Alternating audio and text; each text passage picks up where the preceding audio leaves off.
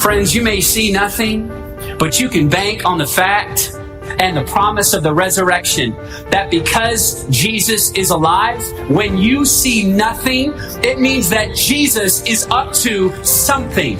He's at work. He's not constrained to time and space. He has no limitations. Right now, He is sorting your life. He's figuring things out. He is always at work. When you don't see, He's moving. When you don't feel, He's fighting. When there is silence, it doesn't mean He's still. You may be down to nothing, and that just means God's up to something.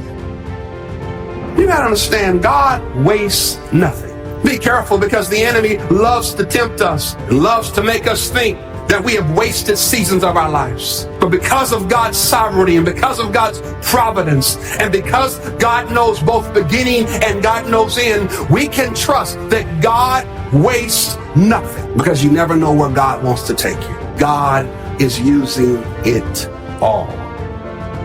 No matter how impossible your situation looks right now, God is moving behind the scenes, and He is working it out to give you the victory. In Exodus 14:14, it reassures us the Lord is fighting this for you, and that you only need to be silent. The waiting will be the hardest, but it is the road to the very thing we are believing for.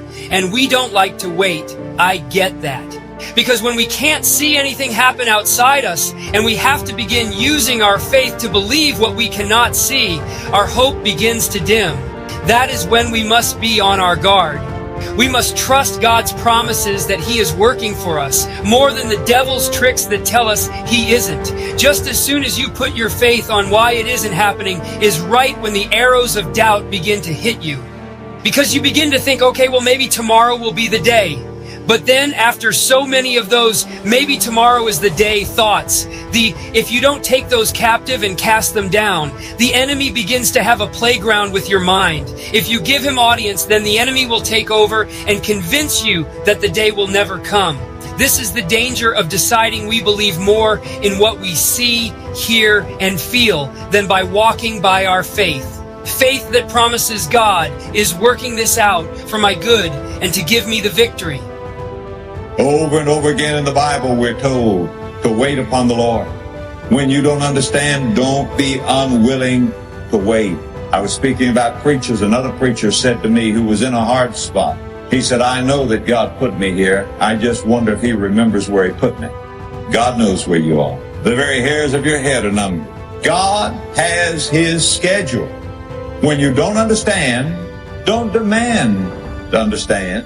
Don't fail to be faithful.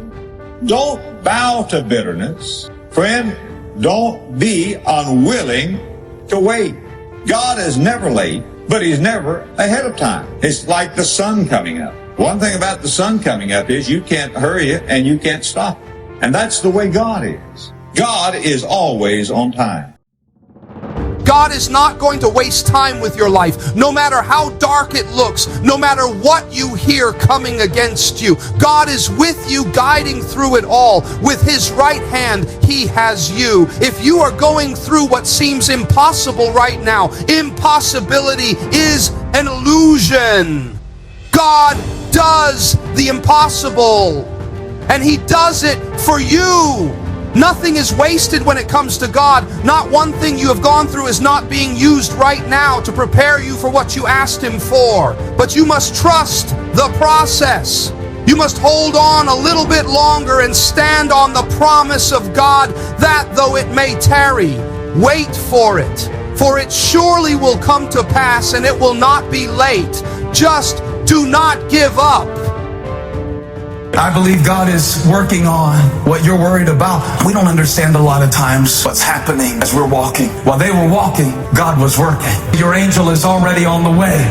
But until it is personal for you, you will stay stuck in what God has called you out of. I know that my story can't end in failure because God has already promised me His grace for every failure that I would face in this life. So don't stress out about it, and don't you dare turn around and go back home, because while you're worrying, God is working. Being a person of faith doesn't mean that we never doubt. You know, one man said to Jesus, I do believe, but help my unbelief. You know, sometimes the greatest miracle is just to admit, help me, Lord. Help me in the areas that I'm not certain about. We can't figure it all out.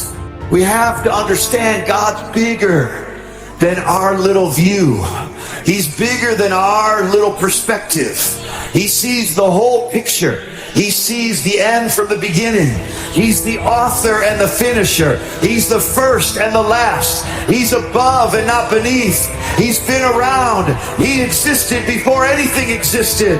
He was and he is to come. And he'll help you. He'll encourage you in the tough times. He'll encourage you when you're struggling. Go to him. Run to him. Don't run from him. If you're angry, run to him. If you can't understand it, run to him. If you're afraid, run to him. If you haven't figured it out, we're all there. We haven't figured it all out. Come on, run to him. Run.